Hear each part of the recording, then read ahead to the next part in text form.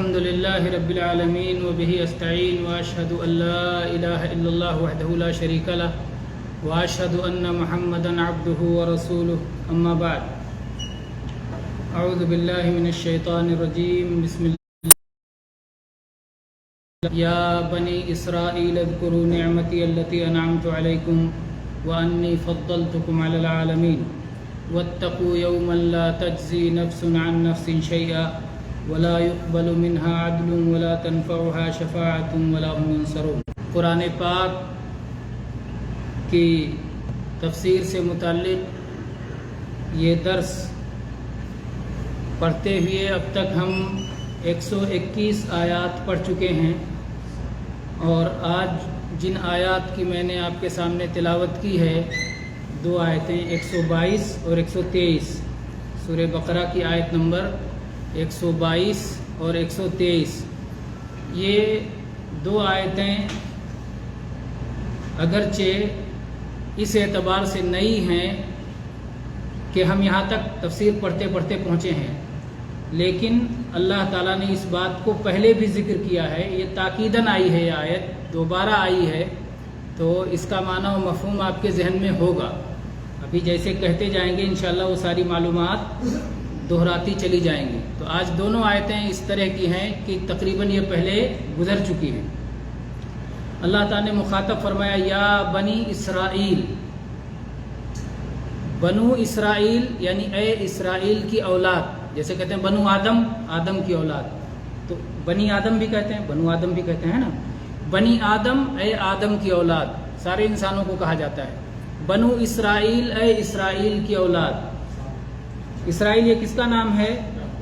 یعقوب علیہ السلام کا لقب ہے، اور اسرائیل کے معنی عبداللہ، اسرائیل کے معنی عبداللہ۔ یعقوب علیہ السلام اسحاق علیہ السلام کے بیٹے ہیں، اور وہ ابراہیم علیہ السلام کے بیٹے ہیں، تو مطلب اسرائیل یہ ابراہیم علیہ السلام کے پوتے ہیں، ابراہیم ان کے بیٹے، اسحاق ان کے بیٹے یعقوب علیہم السلام۔ تو اللہ تعالیٰ نے یعقوب علیہ السلام کی اولاد کو مخاطب کر کے کہا، یہ یہودیوں کو بنی اسرائیل کہا جاتا ہے، اور یہ ان کے لیے شرف کی چیز ہے، اسرائیل علیہ السلام کی طرف ان کا نسبت کیا جانا یہ شرف کی چیز ہے۔ تو اللہ تعالیٰ نے گویا ان کو ان کے معزز نام سے پکارا، جبکہ ان کے کرتوت آپ دیکھ چکے ہیں کہ وہ اس لائق نہیں ہے کہ انہیں اچھے نام سے مخاطب کیا جائے، لیکن اس کے باوجود اللہ تعالیٰ جو ہے ان کو ان کے اچھے لقب سے انہیں مخاطب فرما رہا ہے۔ اے بنی اسرائیل، اے یعقوب علیہ السلام کی اولادو، اذکرو یاد کرو، اذکرو یاد کرو، کس چیز کو؟ نعمتی اللتی انعمت علیکم، میری ان نعمتوں کو جو میں نے تم پر انعام کیا ہے۔ یاد کرو کا مطلب کیا ہوتا ہے؟ مت بھول جاؤ، ہے نا، مت بھولو، یاد رکھو، یاد رکھو، بھول گئے ہو تو پھر سے یاد کر لو، یاد کرو میری ان نعمتوں کو جو میں نے انعام کیا ہے، یعنی جو اللہ نے عطا کیا ہے وہ خاص اللہ تعالی کا کرم ہے، فضل ہے، اس نے عطا کیا ہے، ورنہ تم اس کے کوئی مستحق نہیں تھے کہ تمہیں ملنا ہی چاہیے تھا۔ اللہ نے کیا کیا نعمتیں دی تھی بنی اسرائیل کو، کچھ یاد آ رہا ہے؟ اللہ نے ان کے پاس انبیاء بھیجے، بہت سارے انبیاء بھیجے، ان کے پاس اللہ نے جو ہے جن کو کتاب دی، توریت جیسی عظیم الشان کتاب دی، ان کو سارے جہانوں پر اس وقت کے جو دنیا موجود تھی ان ساری دنیا میں ان کو معزز بنایا، ان کو دین دیا، ان کو علم دیا، ان کو کتاب دیا، ان کو نبی دیا، تو ان کو سب سے زیادہ عزت و اکرام دیا، جیسے کہ اسی آیت میں اللہ نے فرمایا وَأَنِّي فَضَّلْتُكُمْ عَلَى الْعَالَمِينَ، میں نے تم کو اس وقت کی ساری دنیا پر فضیلت عطا کی تھی، اس نعمت کو بھی یاد کرو، لیکن تم نے اس کا شکرانہ کیا ادا کیا؟ ناشکری کی، اور وہ گنوا بیٹھے جو اللہ نے تم کو عطا کیا تھا۔ اور اسی طرح سے اللہ نے اور کیا عطا کیا تھا؟ اللہ تعالیٰ نے من و سلوہ دیا تھا ان کے لیے، فرعون کے ظلم و زیادتی میں جکڑے ہوئے تھے، اللہ نے فرعون کے ظلم سے نجات عطا فرمائی، دریا میں ان کے لیے راستہ پیدا کر دیا، پانی کا چشمہ ان کے لیے جاری کر دیا، 12 چشمے جاری ہو گئے۔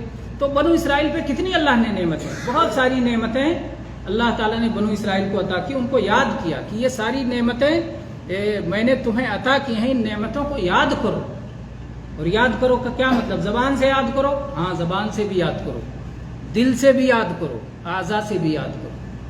کسی بھی نعمت کو یاد کرنا ایک تو زبان سے ہوتا ہے کہ اللہ نے مجھے یہ نعمت دی ہے۔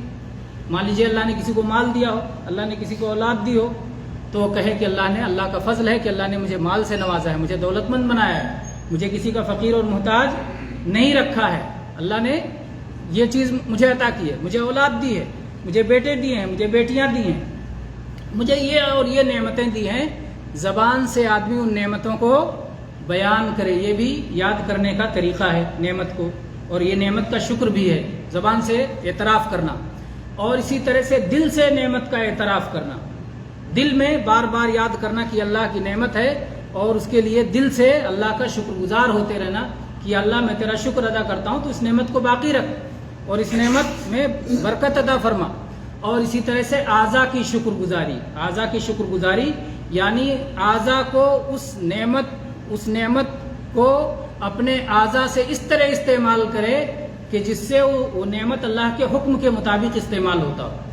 اگر اولاد اللہ نے دی ہے تو اولاد کو موحد بناؤ، متبع سنت بناؤ، اللہ کا فرما بردار بناؤ، یہ اللہ کی اولاد ہے، اللہ کی دی ہوئی ہے۔ مال اللہ نے دیا ہے تو اللہ کے بتائے ہوئے طریقے کے مطابق مال کو اپنے اوپر، اپنی اولاد پر، اپنے دوست احباب پر، جہاں جہاں اللہ نے جائز طریقے سے خرچ کرنے کا حکم دیا وہاں وہاں خرچ کرو، اور حرام چیزوں میں مت خرچ کرو کہ وہ ناشکری بن جائے۔ تو اسی طرح سے ہر نعمت کے شکر میں اس نعمت کا زبان سے اعتراف، اس نعمت کا دل سے اعتراف، اور اس نعمت کو نعمت دینے والے کے حکم کے مطابق استعمال کرنا، اس نعمت کو یاد رکھنا ہے، اس نعمت کو بھول نہ جانا۔ تو اللہ نے فرمایا اے بنی اسرائیل، میری ان نعمتوں کو یاد کرو جو میں نے تم پر انعام کیا ہے۔ تو اللہ کی طرف سے وہ نعمتیں ہیں، یہ بھی یاد رکھو کہ یہ ان کی نعمت نہیں ہے، اللہ کی طرف سے۔ وَأَنِّي فَضَّلْتُكُمْ عَلَى الْعَالَمِينَ، اور میں نے تم کو سارے جہانوں پر فضیلت عطا کی تھی یا کی ہے لیکن اسی وقت تک، ہمیشہ کے لیے نہیں، کیونکہ بنو اسرائیل کی فضیلت ختم ہو گئی۔ اب اللہ تعالیٰ نے محمد الرسول اللہ صلی اللہ علیہ وسلم اور آپ کی امت کو پیدا فرمایا، اگر وہ بھی اس امت میں داخل ہو جاتے ہیں تو وہ بھی فضیلت والے ہو جاتے ہیں، نہیں تو اس فضیلت سے وہ محروم کر دیے جاتے ہیں۔ پھر اللہ تعالیٰ نے ابتدا بھی یاد دلایا تھا نعمتوں کو، پھر بہت ساری نعمتیں یاد دلائیں، پھر آخر میں پھر کہا کہ یہ نعمتیں جو گنائی گئی ہیں ان کو یاد رکھو، یہ اللہ کی نعمتیں ہیں۔ پھر اللہ تعالیٰ نے فرمایا وَاتَّقُوا يَوْمًا لَا تَجْزِي نَفْسٌ عَن نَفْسٍ شَيْئًا۔ نعمت کے شکرانے کا ایک یہ بہت بڑا ذریعہ ہے، وَاتَّقُوا، اور پرہیز کرو، پرہیزگاری اختیار کرو، بچو، اپنے اور اللہ کے عذاب کے بیچ میں کوئی آڑ بنا لو، اسی کو تقوی اور پرہیزگاری کہتے ہیں۔ وَاتَّقُوا يَوْمًا، اس دن کا خوف رکھو، اس دن جو خطرناک دن ہے، جو خوفناک دن ہے، جو ڈرنے والا دن ہے۔ کون سا دن؟ قیامت کا دن اور آخرت کا دن۔ لا تجزی نفس عن نفس شیئا، دونوں نکرہ ہے، نفس نکرہ، دوسرا نفس بھی نکرہ، یعنی کوئی بھی سانس لینے والا، کوئی بھی جان کسی بھی سانس لینے والے کے کچھ بھی کام نہیں آئے گا۔ اب آپ سوچ لیں کہ کون سانس لینے والا کس کے کام آتا ہے دنیا میں؟ باپ بیٹے کے کام آتا ہے، بیٹا باپ کے کام آتا ہے، شوہر بیوی کے کام آتی ہے، بیوی شوہر کے کام آتا ہے، بھائی بھائی کے کام آتا ہے نا، دوست دوست کے کام آتا ہے۔ اس طرح سے بہت سارے لوگ ایک دوسرے کے کام آتے ہیں۔ دینی معاملات میں جو ہے لوگوں کو، امتوں کو تعلیم دینے کے لیے نبی کام آتے ہیں، جو ہے تزکیہ کے لیے اور دلوں کی صفائی کے لیے اولیاء و صالحین کام آتے ہیں۔ دنیا میں ایک دوسرے کے کام آتے ہیں، لیکن اس دن کوئی کسی کے کام نہیں آئے گا، نہ بیوی شوہر کے کام آئے گی، نہ شوہر بیوی کے کام آئے گا، نہ باپ بیٹے کا کام آئے گا، نہ بیٹا باپ کے کام آئے گا، نہ بھائی بھائی کے کام آئے گا، نہ بہن بھائی کے کام آئے گی، نہ بھائی بہن کے کام آئے گا، نہ نبی امتی کے کام آئیں گے، نہ امتی نبی کے لیے کام آئے گی، سب نفسی نفسی کا عالم ہوگا۔ اللہم سلم سلم، یا اللہ سلامت رکھ، یا اللہ کے نبی صلی اللہ علیہ وسلم نے دنیا ہی میں اپنی بیٹی فاطمہ رضی اللہ عنہ، لخت جگر فاطمہ رضی اللہ عنہ سے کہا، بیٹی جو کچھ دنیا میں مانگنا ہے مانگ لو، لا اغنی عنکی من اللہ شیئا، میں اللہ سے نہیں بچا سکتا، اللہ کے پاس میں کسی کام نہیں آ سکتا۔ ایمان لاؤ گی، تمہارا ایمان تمہارے کام آئے گا، عمل صالح کرو گے تمہارا عمل صالح تمہارے کام آئے گا. اللہ کے نبی صلی اللہ علیہ وسلم نے اپنی بیٹی کو کہا, اپنی پھوپھی کو کہا, اپنے مکہ والوں کو کہا, اپنے خاندان والوں کو کہا, سب کو مخاطب کر کے ایک طرف سے کہا کہ لوگوں ایمان لے آؤ اور اللہ کے عذاب سے بچنے کا انتظام کر لو, کوئی کسی کے کام آنے والا نہیں ہے. تو اللہ تعالیٰ نے اسی بات کو یہاں یاد دلایا, لا تجزی نفس عن نفس شیئا, کہ کوئی جان کسی جان کے کام نہیں آئے گی. بڑی سے بڑی عزت والی جان ہو اور معمولی سے معمولی شخص کے بھی کام نہیں آئے گی, نہ معمولی اور نہ بڑی, کوئی بھی کسی کے کام نہیں آنے والا ہے. قریبی سے قریبی اور کسی طرح کا, بہرحال کوئی کسی کے کام نہیں آئے گا. اللہ نے بڑی ہی وضاحت کے ساتھ, صفائی کے ساتھ, دو ٹوک انداز میں اللہ نے بتا دیا. وَلَا يُقْبَلُ مِنْهَا عَدْلٌ, اور نہ ہی عذاب کے بدلے میں اس کے برابر کوئی اور چیز قبول کر لیا جائے گا. عدل کہتے ہیں برابری کو, برابر. جیسے قرآن پاک کی ایک آیت میں ہے نا کہ جب بندہ شکار کر لے تو اس کا بدل دے, او عدل ذالک صیاما, یا اس کے بدلے اسی کے برابر میں صوم رکھ لے, تو عدل کہا گیا. تو عدل یعنی آپ, اللہ کا عذاب ہے, اس عذاب سے چھٹکارے کے لیے اس کے بدلے میں کچھ اور لے کے اس عذاب سے چھوڑ دو. تو دنیا میں کیا ہوتا ہے, فدیہ دیتے ہیں, اس کے بدلے مال دیتے ہیں, جان کے بدلے جان, اور یا تو پھر دیت دے دو, چھوٹ جاؤ اگر قبول ہو جائے. لیکن آخرت میں تو کچھ نہیں رہے گا. قرآن پاک میں اللہ تعالیٰ نے بتایا بھی ہے کہ اگر پوری دنیا کا کوئی مالک ہو جائے آخرت میں, عذاب سے بچنے کے لیے پوری دنیا دینے کو تیار ہو جائے گا. دنیا جیسے دوسری دنیا بھی مل جائے, کئی دنیا اسے نصیب ہو جائے, سب دے کے عذاب سے چھٹکارا پانا چاہے گا. لیکن اس دن کچھ بھی قبول نہیں ہوگا, کچھ بھی قبول نہیں ہوگا. قبول ہے اگر انسان آج اللہ پر ایمان لے آتا ہے, اللہ کے رسول صلی اللہ علیہ وسلم پر ایمان لے آتا ہے اور اعمال صالح اختیار کرتا ہے, تو پھر یہ اس کی نجات کا سامان ہوگا. اور اگر ایسا نہیں کرتا تو یہ یاد رکھے کہ اس دن کوئی کسی کے کام نہیں آئے گا, اور اس دن کسی قسم کا فدیہ قبول نہیں ہوگا. وَلَا تَنْفَعُهَا شَفَاعَةٌ, اور اس دن سفارش کا فائدہ نہیں ملے گا. کوئی سفارش کرنے والا کسی کو سفارش کر کے فائدہ پہنچانا چاہے تو وہ فائدہ نہیں پہنچائے گا. سفارش کے متعلق آپ سب یہ جانتے ہیں کہ قرآن پاک میں دو طرح سے شفاعت کا ذکر آیا ہے. کہیں یہ کہا گیا ہے کہ شفاعت نہیں ہوگی قیامت کے دن, اور کہیں یہ کہا گیا ہے کہ شفاعت ہوگی. قرآن کی آیت میں ٹکراؤ نہیں ہے. جب کہا گیا شفاعت نہیں ہوگی تو بتایا گیا کب نہیں ہوگی, اور جب کہا گیا شفاعت ہوگی تو بتایا گیا کہ کب ہوگی. تو جن کے لیے شفاعت ثابت ہے ان کے شفاعت ہوگی, اور جن کے لیے شفاعت ثابت نہیں ہے ان کے لیے شفاعت نہیں ہوگی. اس سلسلے میں آیت الکرسی میں شفاعت کا ذکر ہے. اللہ تعالیٰ نے فرمایا من ذا الذی یشفع عندہ الا باذنہ, کون ہے جو اللہ کے پاس سفارش کر سکتا ہے مگر اللہ کی اجازت سے. اللہ اجازت دے گا تو سفارش کر سکتے ہیں. اجازت کے بغیر کوئی یوں ہی پہنچ جائے سفارش کرنے, ایسا نہیں ہو سکتا. اور اللہ کی اجازت یک طرفہ نہیں کہ خالی اجازت, سفارش کرنے والے کو اجازت مل گئی تو کسی کے لیے بھی سفارش کر دے, ایسا نہیں.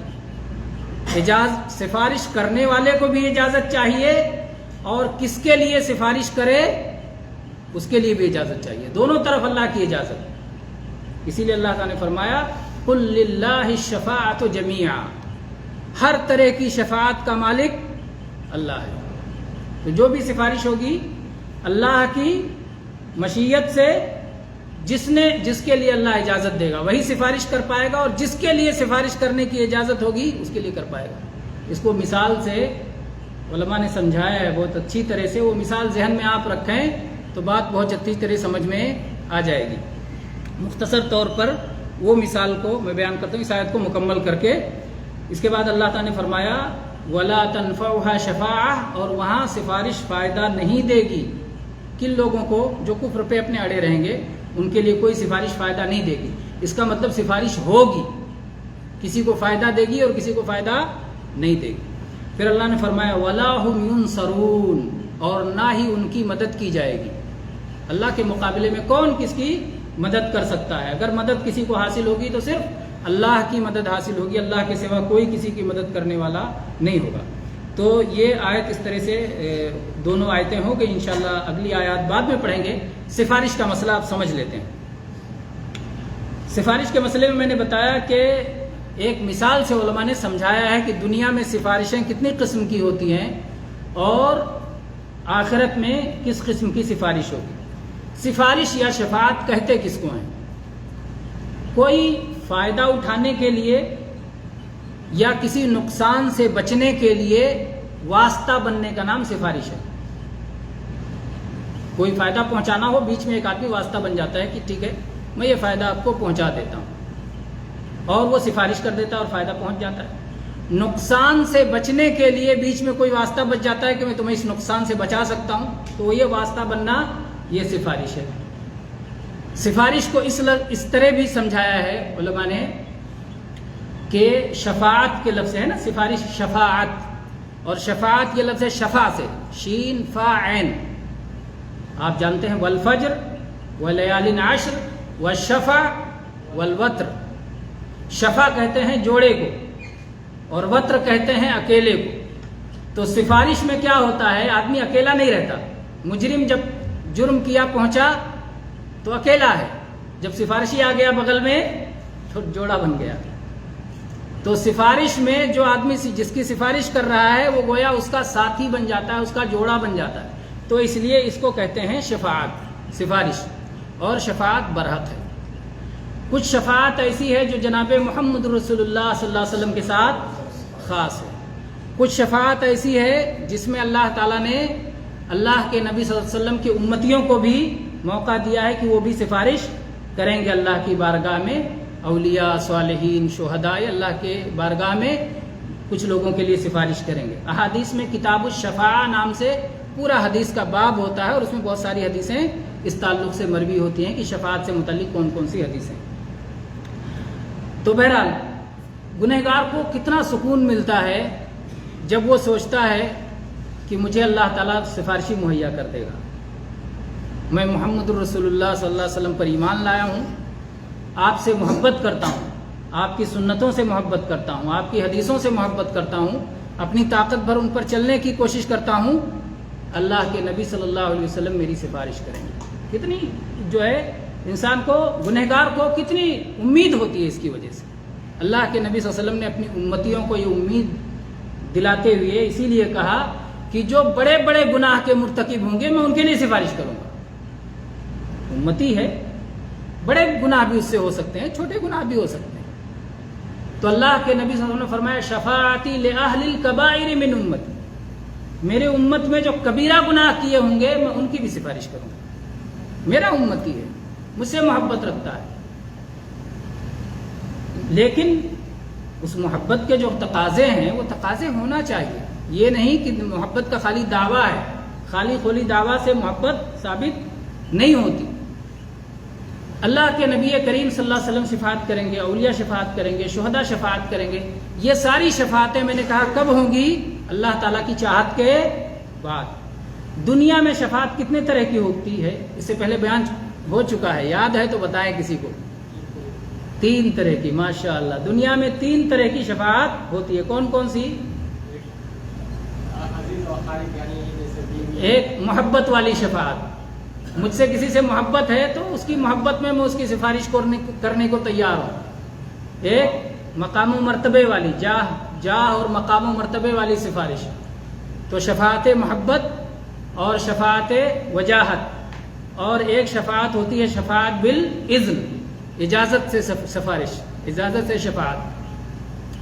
یہی علماء نے مثال دے کے سمجھا، اور بات بہت اچھی طرح اس میں سمجھ میں آ جاتی ہے۔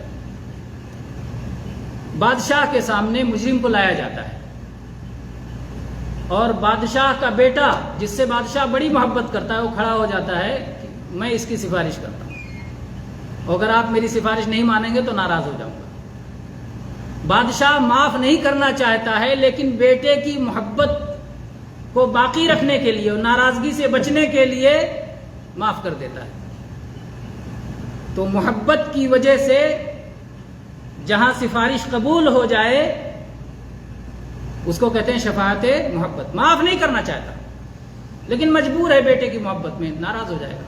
بیوی کی محبت میں مجبور ہے، ناراض ہو جائے گی تو معاف کر دیتا ہے.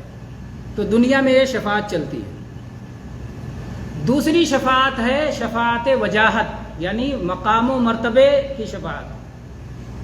ایک مجرم لایا جاتا ہے، بادشاہ اس کو سزا دینا چاہتا ہے، لیکن اس کا ایک اہم وزیر کھڑا ہو جاتا ہے کہ بادشاہ اس کو معاف کرو. بادشاہ معاف نہیں کرنا چاہتا، لیکن وزیر کے مقام و مرتبے کا خیال رکھتے ہوئے کہ اگر میں معاف نہیں کروں گا تو یہ وزیر ناراض ہو کے مجھے نقصان پہنچا سکتا ہے، اس لیے اس کے مقام و مرتبے کا خیال رکھتے ہوئے بادشاہ معاف کر دیتا ہے اور اس کی سفارش کو قبول کر لیتا ہے. دنیا میں یہ سفارش بھی چلتی ہے. یہ دونوں سفارشیں اللہ کے ہاں نہیں چلیں.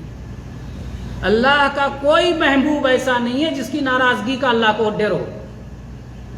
اللہ کا جو محبوب ہے وہ اللہ نے اپنے فضل و کرم سے اسے محبوب بنا لیا، جب چاہے اس کی محبوبیت سے نکال دے. اللہ تعالیٰ کو کسی کا کوئی ڈر نہیں ہے. سب اللہ سے ڈرتے ہیں. اللہ سے ڈر کے اللہ کا محبوب بنتے ہیں. اللہ سے نہ ڈرے تو اللہ کا محبوب نہیں بن پائیں گے. تو کوئی اللہ کے یہاں ایسی سفارش نہیں کر سکتا کہ میں مجھ سے تو اللہ اتنی محبت کرتا ہے کہ میں جو چاہوں اللہ سے منوا لوں، نہیں تو ناراض ہو جاؤں گا. یہ سفارش اللہ کے یہاں نہیں چلنے والی. اور نہ کسی کا مقام و مرتبہ اللہ کے یہاں ایسا ہے کہ اس کے مقام سے خوف کھا کے اللہ اس کی سفارش مجبوراً قبول کر لے، ایسا نہیں. تو یہ دونوں سفارش اللہ کے یہاں نہیں ہوتی. تیسری سفارش ایسی ہے کہ ایک شخص کو بادشاہ کے سامنے لایا جاتا ہے مجرم کو، لیکن اس نے غلطی تو ہو گئی. جو قانون بنا ہوا ہے بادشاہ کی سلطنت میں، حدود میں، ملک میں، اس قانون کو اس نے توڑ دیا.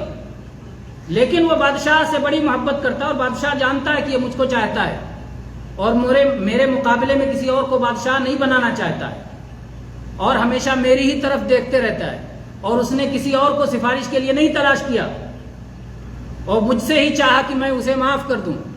بادشاہ اسے معاف کر دینا چاہتا ہے، لیکن بادشاہ قانون کی بھی عزت رکھنا چاہتا ہے، اس لیے اپنے کسی وزیر کو بلا کے کہہ دیتا ہے کہ دیکھنا ابھی مجرم آئے گا تو تم سفارش کر دینا، میں اسے معاف کرنا چاہتا ہوں.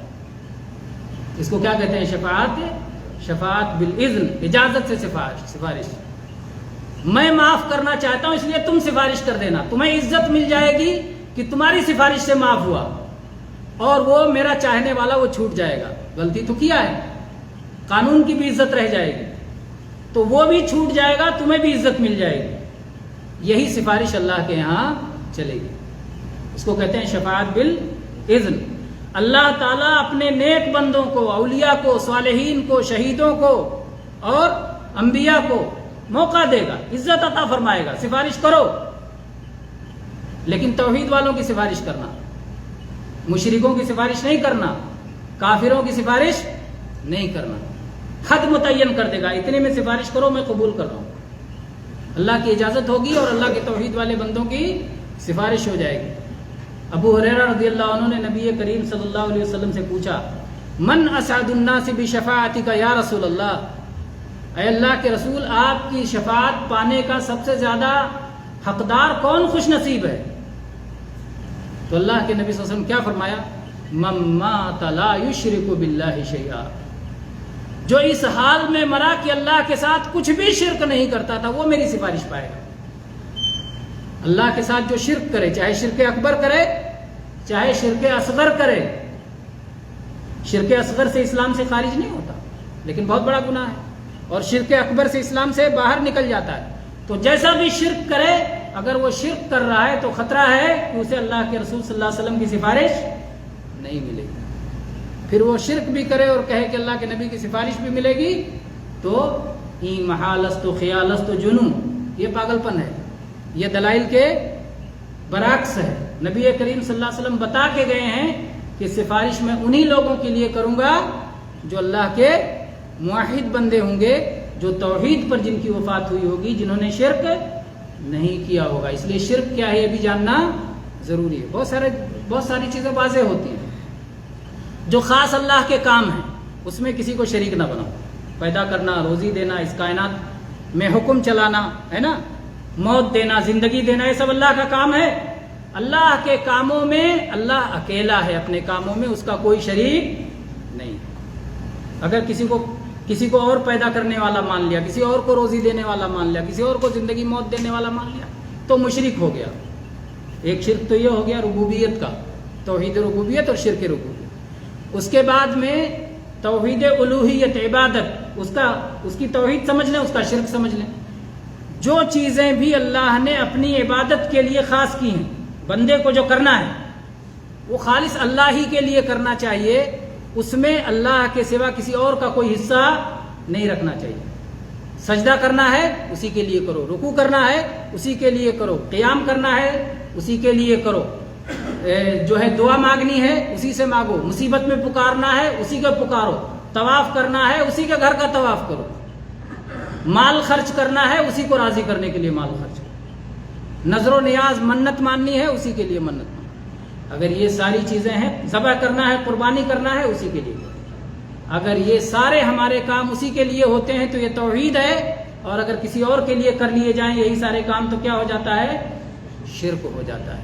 اسی طرح سے اسماء و صفات کی توحید اور اسماء و صفات کا شرک ہے۔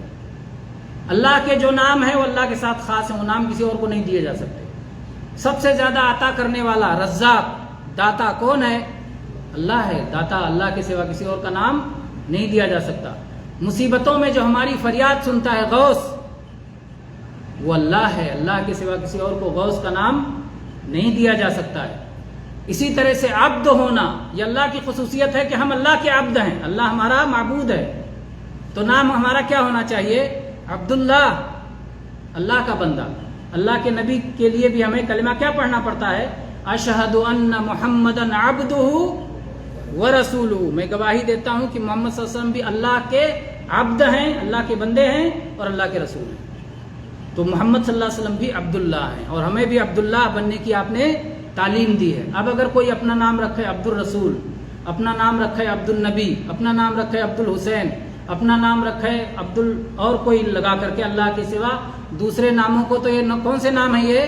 یہ شرکیہ نام ہے، یہ شرکیہ نام ہے۔ یہ نام اس کو فوراً کو چھوڑنا چاہیے اور اسے توبہ کرنا چاہیے، اور ان کا نام، ایسے ناموں کو بدل دینا چاہیے۔ اسی طرح سے اللہ کی جو صفات ہیں، اللہ کا نام، اور ہر نام میں صفت بھی ہے۔ اللہ کا نام ہے وَهُوَ السَّمِيعُ الْبَصِيرُ، اللہ سننے والا ہے، دیکھنے والا ہے۔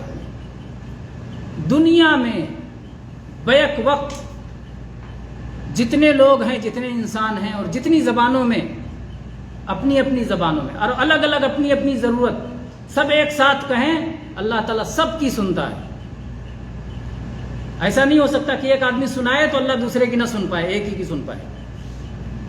ایک کا سنانا دوسرے کے سنانے سے مشغول نہیں کرتا اللہ کو، اللہ بزی نہیں ہوتا، اللہ سب کی سنتا ہے بیک وقت۔ سب کی زبان الگ، سب کی ضروریات الگ، سب کے حالات الگ، سب اپنے حساب سے پکار رہے ہیں، اللہ سب کی سن رہا ہے، کیسی بھی آوازیں ہوں۔ آواز ہو سکتا ہے اپنا پڑوسی نہ سمجھ پائے، ہماری آواز میں ایسا توتلا پن ہو، لیکن اللہ اس کو بھی سمجھ لیتا ہے، سن لیتا ہے، اور اس کی بھی حاجت کو پوری کرتا ہے۔ جو جب جیسے پکارے، ایسا سمیع ہے وہ، سننے والا، سب کچھ، ساری سننے والی چیزوں کا وہ احاطہ کیے ہوئے، کچھ بھی باہر نہیں ہے۔ اگر ایسا ہی ہم کسی اور کے بارے میں عقیدہ رکھیں تو کیا ہو جائے گا؟ شرک ہو جائے گا۔ اب جو لوگ اپنے بزرگوں کے بارے میں، قبر میں مدفون ولیوں کے بارے میں، لوگوں کے بارے میں کہتے ہیں کہ جب پکارو، جہاں سے پکارو، جس ضرورت میں پکارو سن لیتے ہیں، جواب دیتے ہیں، تو ان کو اللہ کے برابر کر دیا کہ نہیں کر دیا؟ صفت سمع میں شرک ہے۔ کہتے ہیں دن میں، رات میں، 24 گھنٹے جب پکارو، جہاں سے پکارو، جتنے لوگ پکارو، سب کی سنتے ہیں۔ یہ کیا ہے؟ السمیع جو اللہ کی صفت تھی اس میں شریک کر دیا۔ کہتے ہیں وہ تو سب دیکھ لیتے ہیں، وہ دلوں کا حال جان لیتے ہیں۔ دلوں کا حال جاننا یہ کس کا علم ہے؟ علیم بذات الصدور، اللہ کے لیے خاص ہے، اس کو غیروں کو دے دیا۔ تو یہ اسماء و صفات کا شرک ہے۔ ہر طرح کے شرک سے جو لوگ بچیں گے، توحید پہ قائم رہیں گے، شفاعت انہیں کو ملے گی۔ اور اگر شرک میں پڑ گئے، کفر میں پڑ گئے تو پھر شفاعت ملنے والی نہیں ہے۔ اس لیے میرے بھائی سب سے زیادہ جس علم کو پڑھنا چاہیے وہ کون سا علم ہے؟ علم التوحید، اللہ کی معرفت، اللہ کے ناموں کی معرفت، اللہ کے کمالات کی معرفت، اللہ کے حقوق کی معرفت۔ کیا بڑی بات لکھی امام ابن تیمیہ رحمہ اللہ نے کہ آخرت میں جو سب سے بڑی نعمت ہوگی جنت پانے کے بعد وہ اللہ کے دیدار کی نعمت ہوگی۔ اللہ کو اہل ایمان اللہ کو دیکھیں گے۔ اور دنیا میں جو سب سے بڑی نعمت ہے علم کی، علم میں اللہ کے معرفت کا علم، اللہ کی توحید کا علم، اللہ کے کمالات اور بڑائی کو جاننے کا علم، یہ سب سے بڑا علم ہے۔ باقی سارے علوم اس کے سامنے چھوٹے ہیں۔ اس میں جس کو لذت مل جائے اس لذت کا کوئی بدل نہیں ہے۔ سب سے بڑی نعمت دنیا میں یہ ہے کہ اللہ کی توحید کا علم ہمیں حاصل ہو جائے، اور آخرت میں سب سے بڑی نعمت یہ ہوگی کہ اللہ کا دیدار نصیب ہو جائے۔ اللہ تعالی ہم سب کو اپنے فضل و کرم سے نوازے، دنیا میں بھی و آخرت میں بھی۔ وآخر دعوانا ان الحمد للہ رب العالمین صلی اللہ علیہ نبینا محمد۔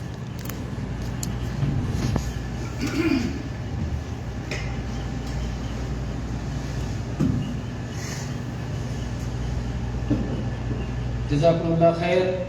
پروگرام میں ابھی کچھ وقت باقی ہے، 12 بجے تک چونکہ پروگرام کا وقت ہوتا ہے، اور ابھی 11:50 ہو رہے ہیں، تو 10 منٹ کا وقت ہمارے پاس